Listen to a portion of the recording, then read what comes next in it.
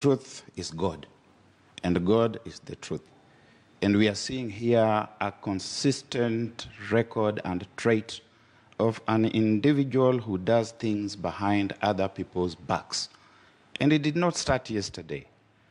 Edwin Sifuna was a toddler in 2002 when Raila Odinga on the 14th day of October signed a pact with Simeon Nyachae at the Serena, and they proceeded to Uhuru Park.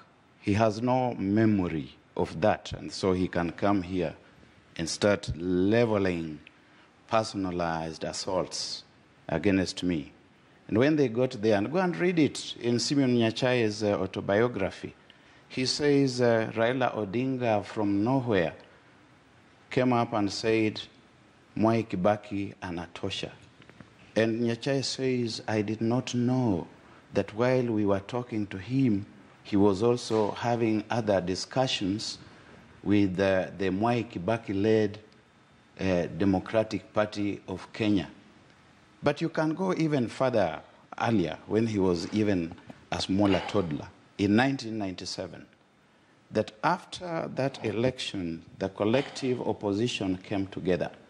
Mwai Kibaki, Charity Ngilu, Michael Wamalwa, and they got into a pact. Unbeknown to them, Raila Odinga was having another meeting with Moi in Cabernet Gardens. And all these things are properly documented. So if we want to call a spade, we are talking about a consistent history.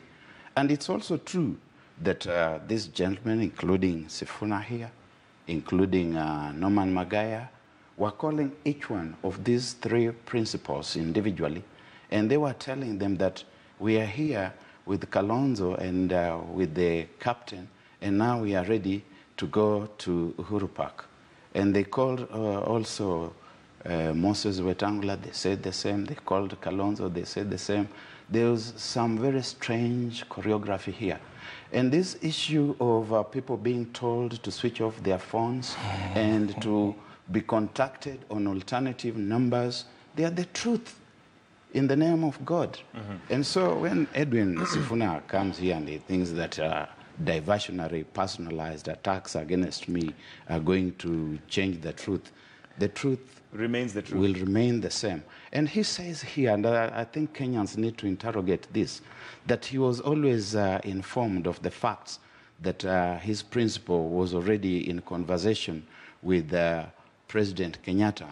And yet, when the other three principals were consistently saying, let us have dialogue, Edwin Sifuna and other youthful hotheads were climbing on rooftops, and they were saying, we don't want dialogue with anybody. They were saying that it's cowards who are asking for dialogue. How do they then engage in an acrobatic feat in the mid-space and suddenly become heroes because they have embraced dialogue? Edwin, your